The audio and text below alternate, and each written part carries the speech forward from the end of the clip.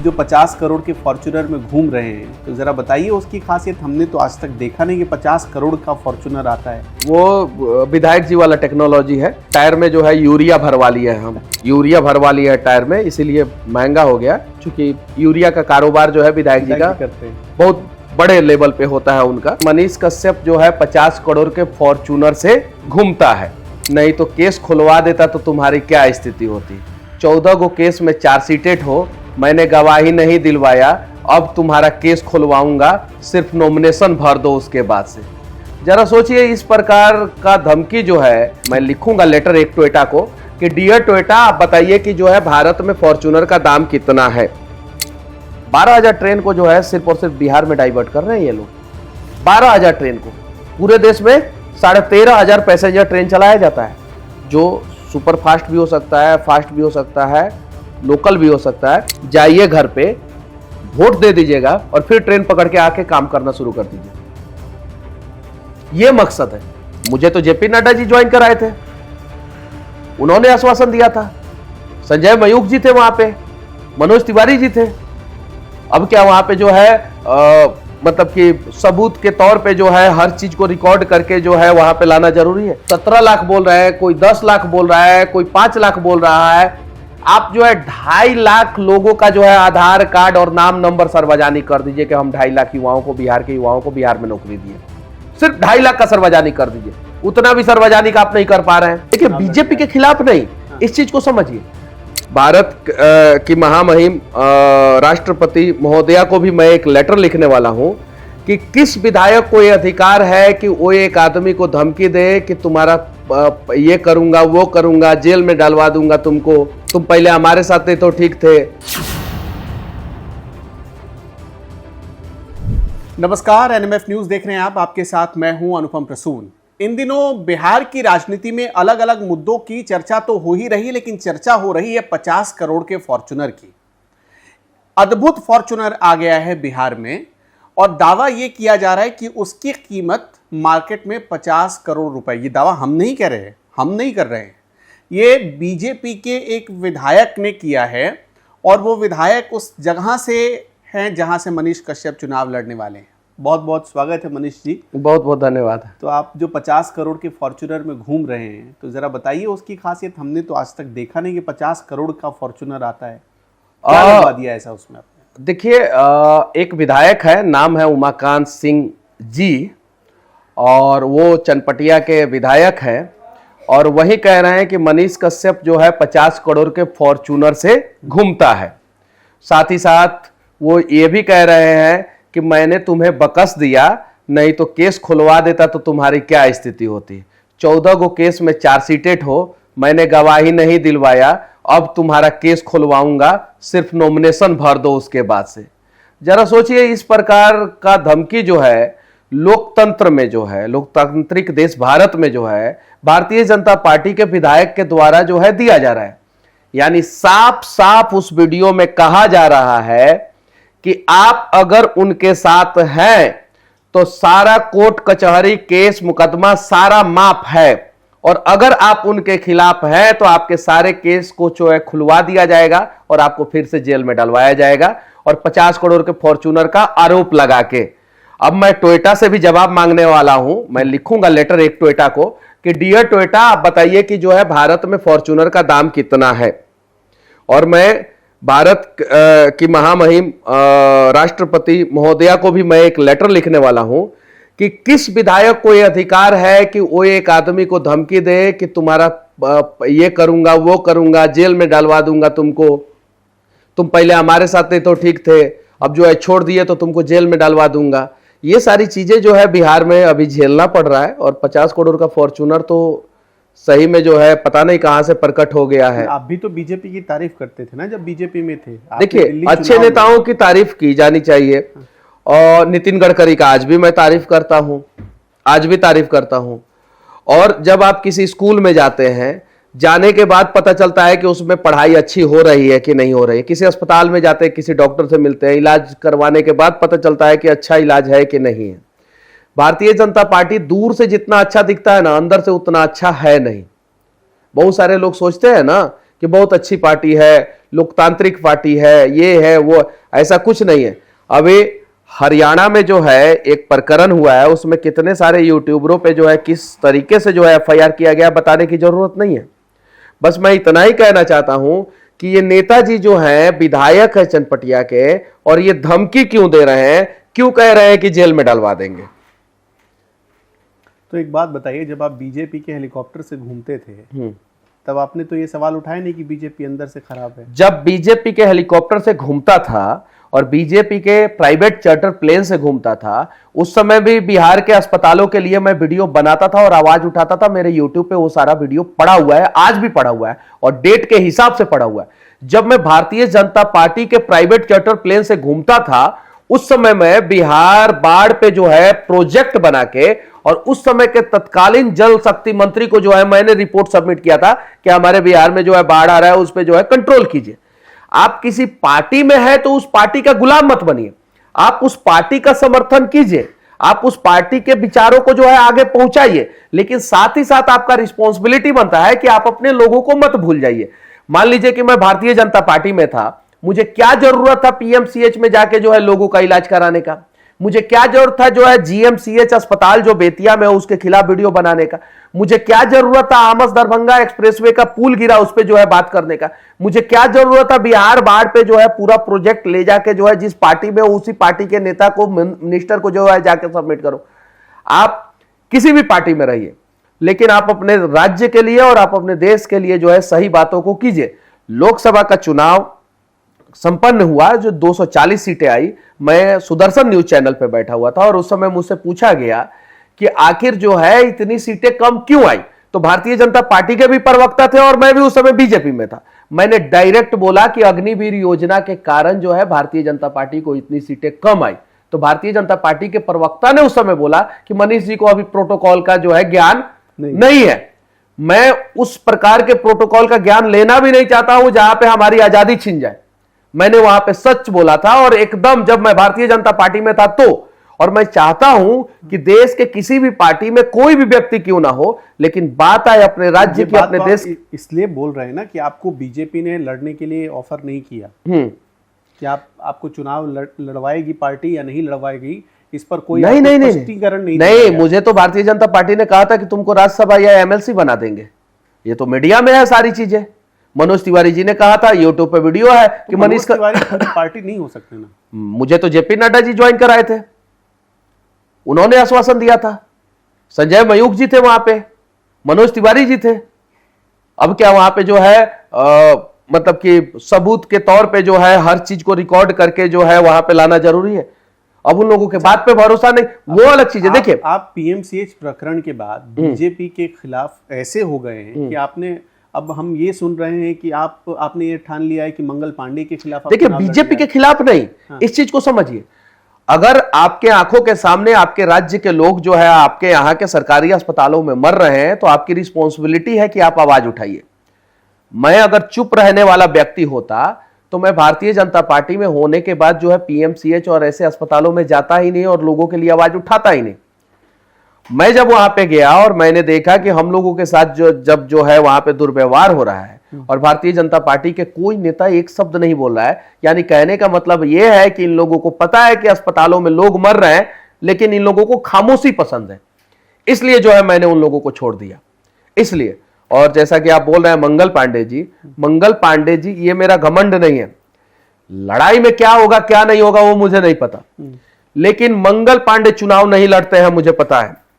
वो जो है वो डायरेक्ट जो है नॉमिनेटेड कैंडिडेट होते हैं। नॉमिनेटेड या सेलेक्टेड क्या बोला जाता है उसको, वो सेलेक्टेड नहीं होते, नॉमिनेटेड होते हैं। नॉमिनेटेड कैंडिडेट बनते हैं। क्या MLC बनते हैं, वो MLC बनते हैं। अगर वो चुनाव लड़ेंगे बिहार के किसी भी कोने से, रिजल्ट चाहे जो भी हो, मनीष कश्यप मंगल पांडे के खिलाफ चुनाव लड़ेगा। लेकिन वो मुझे पहले बता देंगे, तो ऐसा नहीं है कि नॉमिनेशन के आखिरी दिन गए और चुपके से जो है नॉमिनेशन कर दिए और उसके बाद से मेरे पास समय नहीं बचा कागज पत्र तैयारी करने का। तो आप एक बात बताइए, मंगल पांडे आपको क्यों बताएंगे? मंगल पांडे ये बात क्यों बताएंगे कि वो किस जगह से चुनाव लड़ने जा रहे हैं और आप उनके खिलाफ चुनाव लड़ेंगे? ये तो आपका अपना व्यक्तिगत फैसला है ना। व्यक्तिगत कैसे फैसला है? मंगल पांडे बिहार के स्वास्थ्य मंत्री रहे हैं, और वो स्वास्थ्य मंत्री जिसके बारे में नीति आयोग कह रहा है कि पूरे देश में जो है सबसे ज्यादा खराब स्वास्थ्य व्यवस्था बिहार का है, और वो आदमी 2-2 बार 3-3 बार स्वास्थ्य मंत्री रहे हैं। और वो उनके रीजन में जो है अस्पतालों की स्थिति ऐसी है कि उन्हीं के गठबंधन के विधायक के साथ जो है अस्पताल में मारपीट होता है। ठीक है, ना डॉक्टर के ऊपर कार्रवाई हुआ और ना ही विधायक के ऊपर कार्रवाई। एक सवाल पूछना चाहता हूं, आपने तो बिहार अच्छा, आपने नहीं एक और सवाल का जवाब ले लीजिए। आपने बोला कि वो क्यों बताएंगे, मोदी जी क्यों बताया कि बनारस में आ रहे हैं हम चुनाव लड़ने?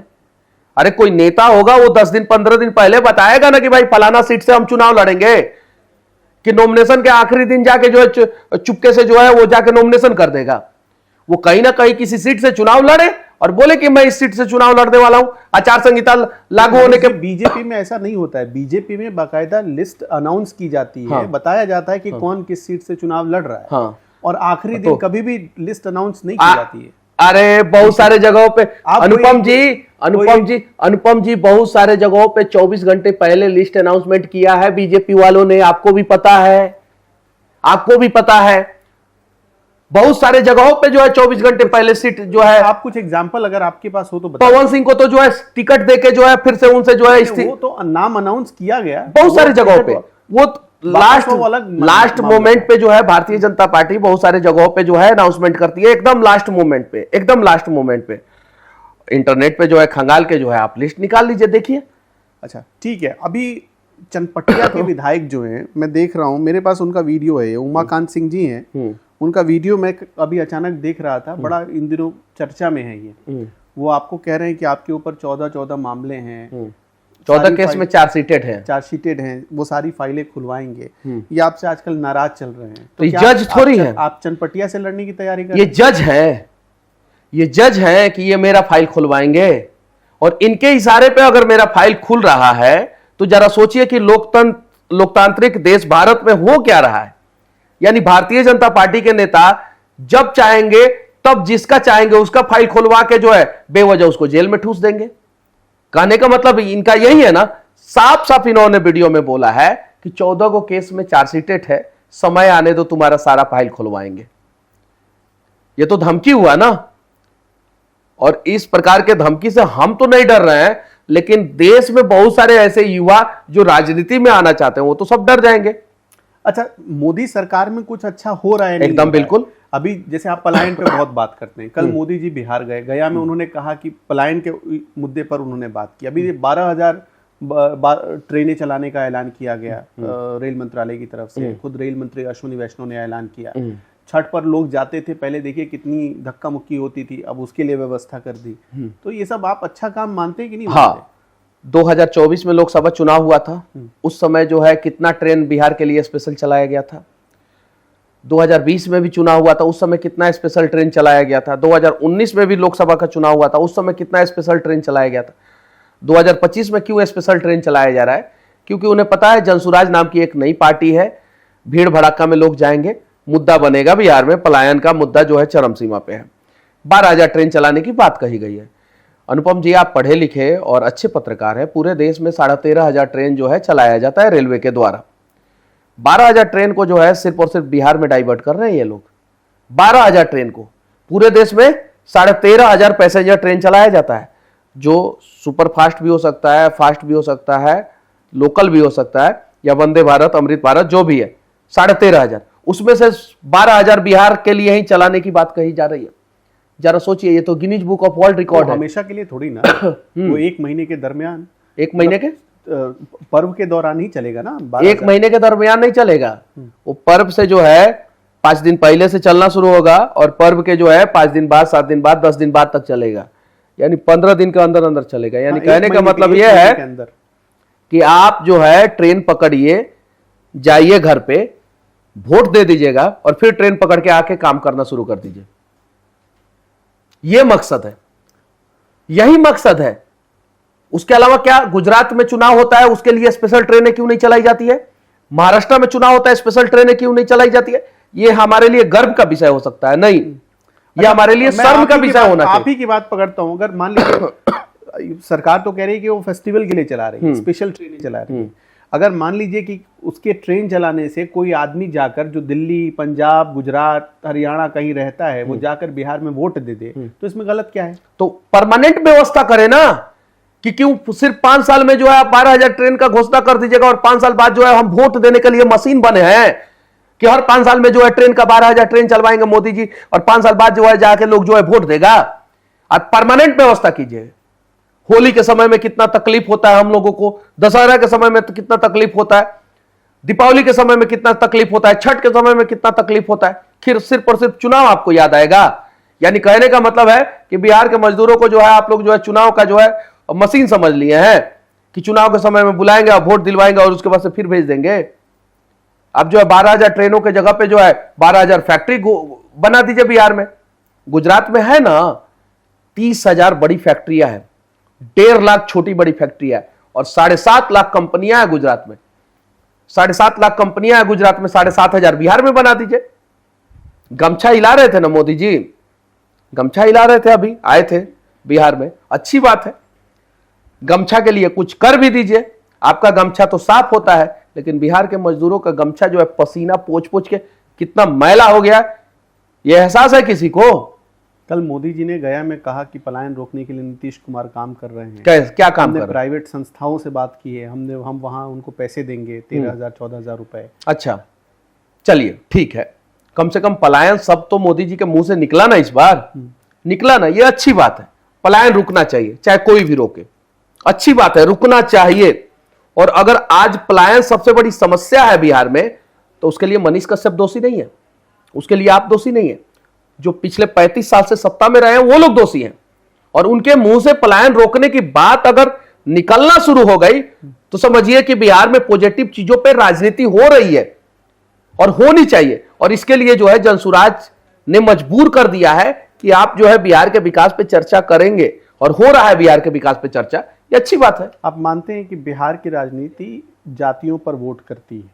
बिहार के लोग जातियों पर बहुत वोट करते हैं। हर जगह की राजनीति जो है, मेरा सवाल खत्म नहीं हुआ। प्रशांत किशोर की जाति को लेकर अभी बड़ा विवाद है कि उन्होंने अपना नाम छिपाया, सरनेम छिपाया, वो किसी एक जाति के हो नहीं पाए। दूसरी चीज, प्रशांत किशोर के बारे में कहा जा रहा है कि वो अभी अपरिपक्व लीडर हैं, उनको अभी बिहार की राजनीति की भी समझ नहीं है। आपने देखा तेजस्वी राहुल घूम रहे हैं वोट अधिकार यात्रा लेकर, उसमें प्रशांत किशोर का 1-2 जगहों पर जिक्र भी हुआ है। तो प्रशांत किशोर एक नई पार्टी लेकर उतरे हैं, उनके पास चेहरे नहीं, अभी तक तो 243 चेहरे होंगे या नहीं ये भी फाइनल नहीं है उनके पास। आप तो आप कैसे अपने आप को, मतलब कहने का मतलब ये है कि आप लोग चेहरा उसे ही मानते हैं जो नेता का बेटा हो या बड़ा बाहुबली हो या बड़ा पैसा वाला हो। आपने चेहरा, मोदी जी किसी नेता के बेटे तो थे नहीं। अमित शाह किस नेता के बेटे? सुनिए, तो आप जब मोदी जी को जो बोल रहे हैं कि किसी नेता का बेटा नहीं है, अमित शाह किसी नेता का बेटा नहीं है, तो प्रशांत किशोर जी को भी यकीन मानिए वो बिहार का चेहरा बन चुके हैं। आप डबल स्टैंडर्ड नहीं सेट कर सकते। मोदी जी पहला ही दिन चेहरा नहीं बने। जब 2001 या 2 में जो उनको भेजा गया, हिमाचल प्रदेश या हरियाणा के प्रभारी थे, डायरेक्ट भेजा गया, उस समय मोदी जी चेहरा नहीं थे, लेकिन बने ना। आज प्रशांत किशोर जी जो है चेहरा बन रहे हैं बिहार का, और यकीन मानिए उस चेहरे पे जो है बिहार के लोगों को भरोसा होगा। प्रशांत किशोर जी अच्छा काम करेंगे, जनसुराज अच्छा काम करेगी। प्रशांत किशोर के बारे में एक परसेप्शन ये भी बनता है हाँ, कि इस देश आपने बोला अपरिपक्व नेता। हाँ, अपरिपक्व। कैसे बोला?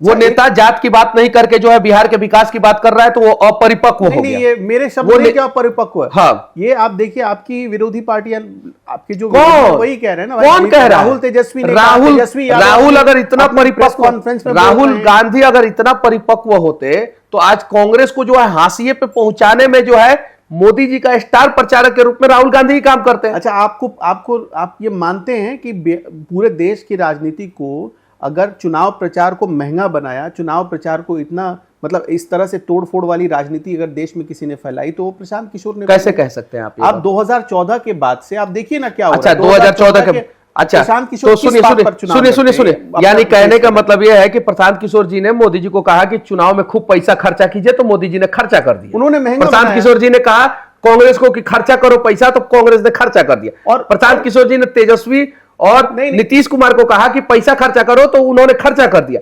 तो प्रशांत किशोर के कहने पे 12 अलग अलग राज्यों के मुख्यमंत्री पैसा खर्चा कर सकते हैं, देश के प्रधानमंत्री नरेंद्र मोदी जी जो है वो पैसा खर्चा कर सकते हैं, तो प्रशांत किशोर के कहने पे बिहार के लोग वोट भी दे सकते हैं और प्रशांत किशोर के कहने पे बिहार बदल भी सकता है। अब बिहार के लोगों को शायद समझ नहीं पाए हैं। हाँ, हम बिहारी हैं, हम नहीं समझ पाए। हम भी बिहारी हैं। हाँ, तो हम आप एक बात बताइए कि आप प्रशांत किशोर की मतलब उनकी विचारधारा क्या है, क्या विचारधारा है बिहार का विकास? वो नीतीश कुमार के साथ भी सट गए, वो ममता बनर्जी की विचारधारा पर भी चल रही है, वो बीजेपी की विचारधारा पर भी चल रही है, वो आरजेडी के भी हो गए, वो रेड्डी साहब के भी हो गए, वो चंद्रबाबू साहब के भी हो गए। विचारधारा बताइए ना। सब जयललिता के हो गए मोदी जी जो है ममता दीदी के हो गए, मोदी जी जो है वहां मोदी जी ममता जी, क्या आप ममता दीदी बीजेपी और ममता जी एक गठबंधन में थी कि नहीं? कब? उस समय मोदी जी जो है बीजेपी, उस समय बीजेपी में मोदी जी थे कि नहीं थे? मोदी जी जो है पीडीपी का समर्थन कर दिए थे कि नहीं? अरे जम्मू कश्मीर में जिन पार्टी को जो है आतंकवादियों की पार्टी का कहते थे ये लोग, उसी महबूबा मुफ्ती के साथ सरकार बना लिए कि नहीं बना? भी तो सरकार गिराया भी तो उसी के साथ सरकार बनाए कि नहीं? नीतीश कुमार के लिए दरवाजा बंद कर दिए, खिड़की खोल दिए। आप बताइए शिवसेना के साथ इन लोगों ने क्या किया? उद्धव ठाकरे के साथ इन लोगों ने क्या किया? शिवसेना भटकी, बनाया तोड़ा, बनाया तो आप खुदे बोल रहे हैं तोड़ दिया गठबंधन। तो ये लोग तोड़े तो ठीक है, ये अलग अलग जगह, ये अलग अलग जगहों पे जाए तो ठीक है, ये अलग अलग जगहों पे जाए तो ठीक है। कभी जगन मोहन रेड्डी को जो है पाले में ले लेते हैं, उनकी सरकार जाती है तो वहां पे जो है पवन कल्याण और वर्तमान समय में चंद्रबाबू नायडू उनको पाले में ले लेते हैं।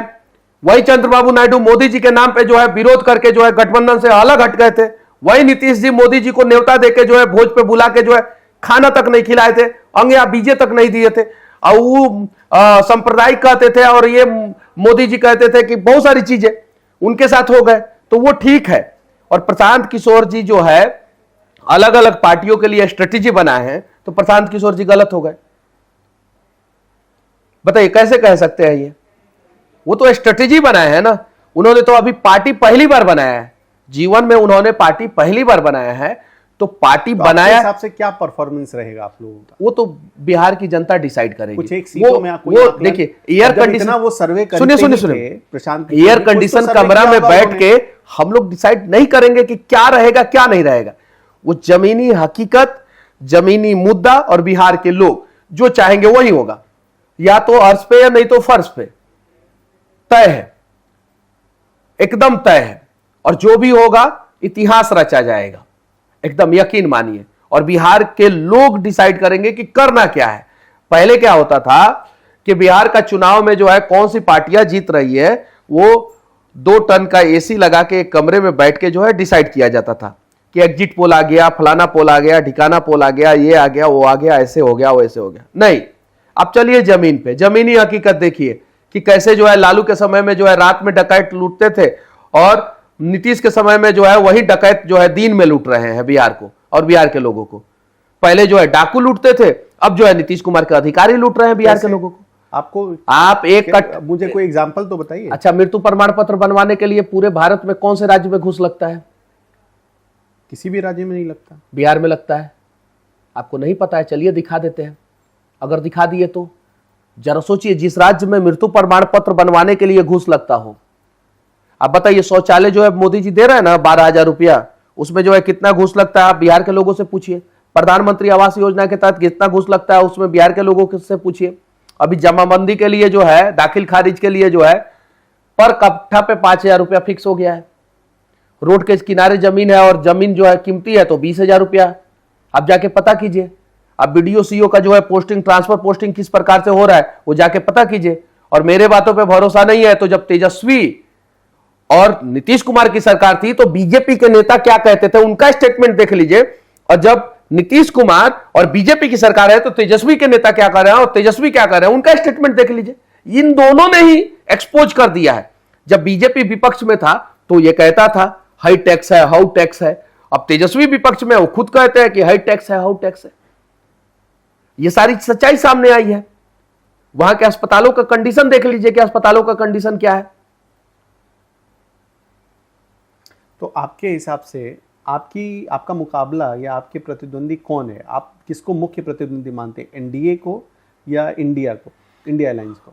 देखिए, हम लोग जो है विकास के मुद्दे पे जो है चुनाव लड़ रहे हैं, और जो बिहार का विनाश करना चाहते हैं लोग, वो लोग जो है हमारे प्रतिद्वंदी है। और मुझे लगता है कि एनडीए और इंडी दोनों जो है बिहार का भला नहीं चाहते हैं।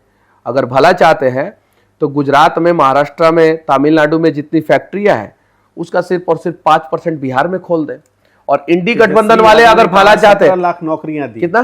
17 लाख। कौन? तेजस्वी यादव कहते हैं ना।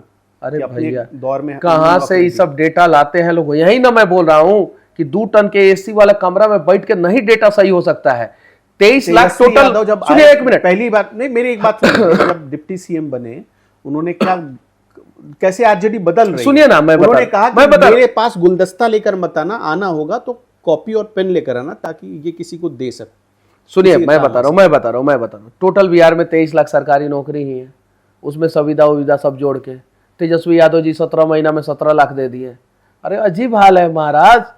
नीतीश जी जो है प्रधानमंत्री बनने के चक्कर में जो है ना, जो ये शिक्षक वाली बहाली आई ना, उसमें जो है बिहार के लड़कों को कम और बाहर के लड़कों को ज्यादा भर लिए, क्योंकि इनको लगता था कि बाहर के लड़के, यूपी के लड़के आ जाएंगे, उड़ीसा के लड़के आ जाएंगे, झारखंड के लड़के आ जाएंगे, बंगाल के लड़के आ जाएंगे, राजस्थान के लड़के आ जाएंगे, तो हमारा जो है प्रधानमंत्री वाला छवि बनेगा।